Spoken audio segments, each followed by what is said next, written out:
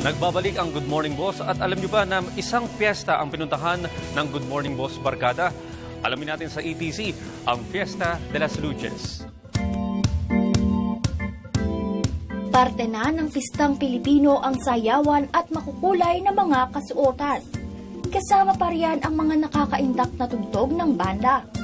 Karaniwang nakaugat din ang mga selebrasyon sa matatag na paniniwala ng mga mamamayan sa kanilang patron. At hindi pa huhuli riyan ang distrito ng Novaliches na kamakailan lang ay nagdaos ng kanilang kauna-unahang Fiesta de las Luces o Festival of Lights. It was originally conceptualized by the Parish Youth Ministry of the Shrine of Our Lady of Mercy, which is a shrine located at the Novaliches, Quezon City. Isang cultural activity na magpapakita ng traditional and cultural aspects of the church. So nag-decide kami sa Youth Ministry na mag-come up ng ganitong klaseng festival, which is we're making a history right now kasi this is our first time to come up with a festival, lalong-lalo na dito sa Novaliches and sa Quezon City. Ang nasabing fiesta ay isinagawa bilang pagpupugay sa malalim na kasaysayan ng pananampalataya ng mga Novalenos, na nagmula pa sa pagdating ng imahen ng Our Lady of Mercy noong 1856 kasabay ng pagkakatatag ng lokal na parokya. Nakarating po siya dito noong September 24, 1854. So, tinawag siya bilang Parokya de Novaliches.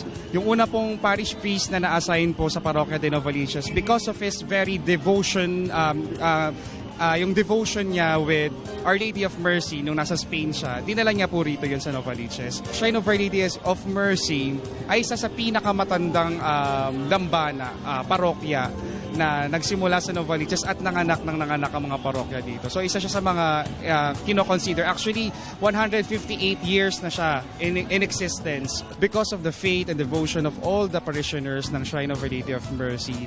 Kahit papaano, nakikita namin na blessed pa rin ang mga tao because doon sa binibigay niyang blessings and yung in return ng mga prayers na binibigay ng mga humingi ng awa sa kanya.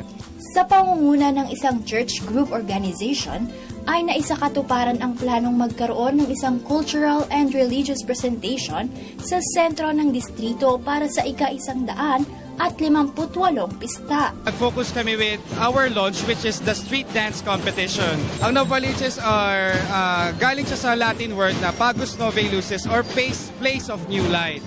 And in the context of Our Lady of Mercy, nung panahon na yon, normally, Our Lady of Mercy is known for giving, nagpapalaya siya sa mga captives at nagbibigay siya sa mga ng awa sa mga nagkakasala. So, dahil doon sa kontekstong yon, pinagsama namin siya. Since Our Lady of Mercy is giving hope, giving mercy to the people, she gives light. She gives light to the people. Sa hinaharap ay layon pang pagandahin at dagdagan ng aktibidad ang Fiesta de las Luces at gawing major event sa buong nasasakupan ng distrito. Layunin din nilang ipakilala ito sa buong bansa. Kaya po namin na-come up ang Festival of Light, which is ginawa naming Fiesta de las Luces. Novaliches or ang Novaliches proper ay meron ng sineselebrate na festival. Tunay na nakapagbibigay ng matinding galak ang ganitong uri ng mga pagtitipon. Masaya, makulay at makabuluhang pagpapahayag ng kanilang paniniwala sa poong lumikha.